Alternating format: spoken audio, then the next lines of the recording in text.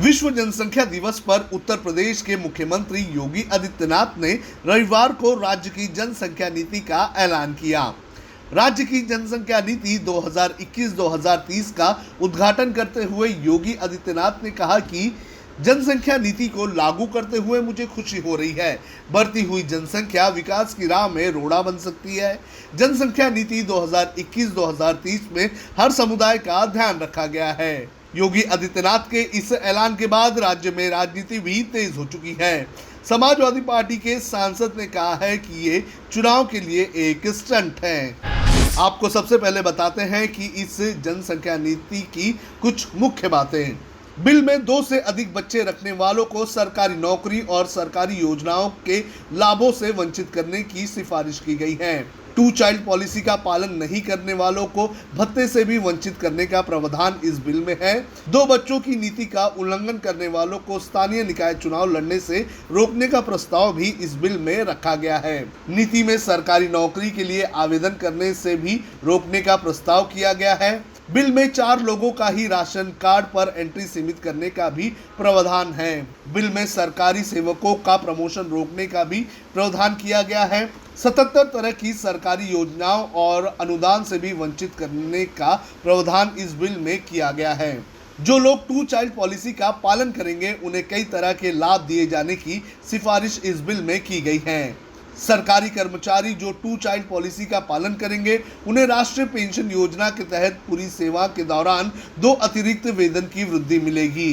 भूखंड या घर की खरीद पर सब्सिडी, यूटिलिटी बिल पर छूट और कर्मचारी भविष्य निधि यानी कि EFO में भी 3% तक की वृद्धि देने का प्रावधान किया गया है। सिंगल चाइल्ड पॉलिसी का पालन करने वालों को 4 अतिरिक्त वेतन वृद्धि और मुफ्त स्वास्थ्य देखभाल की सुविधा मिलेगी।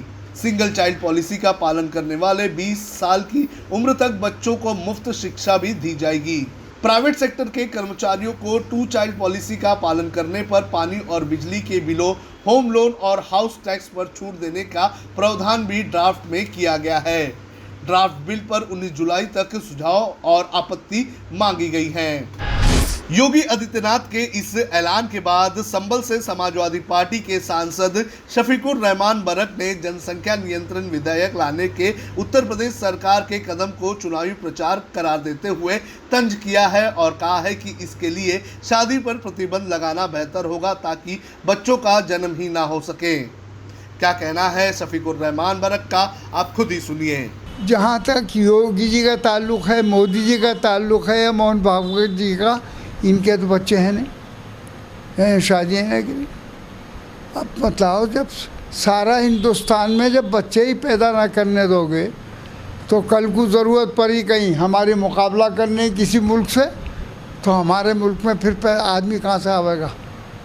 हैं? अरे इधर भी तो घाटा होने लगेगा, ये ना होगा घाटा? हैं? तो इसका घाटा शुरू हो जाएगा।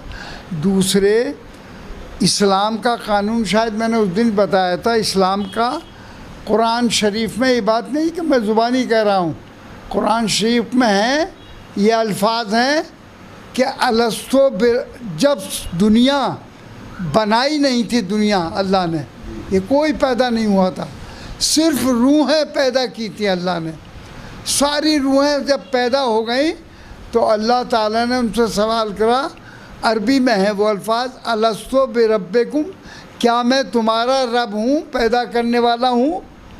तो रूहों ने, सारी रूहों ने, मेरी भी आपकी भी, सब रूहें अल्लाह को जवाब दे के आई हैं, कालू बला, हाँ तू हमारा रब है, तूने ही हमें पैदा किया है। ये इस कानून के हिसाब से तो जितनी रूहें अल्लाह ने बना दी हैं वो सब रूहें आनी है दुनिया के अंदर। तुम कितनी रोक लगा लो, इस तुम्हारी इस रोक से, या यह विधि जो आप ये क्या कहते हैं, क्या है, कमीशन जो है आपने है, इसका पर कमीशन की जो तजवीज़ है, तो ये आप लागू भी कर दें, लेकिन अल्लाह जिसको पैदा होना है तो पैदा होगा उसके यहाँ बच्चा।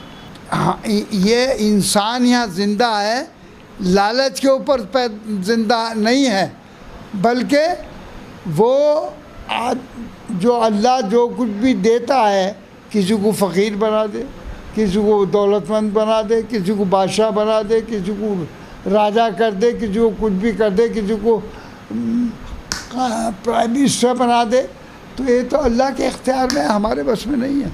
तो जब ये चीज़ें अल्लाह ने पहले ही बना दी हैं, और तो आज आप कितनी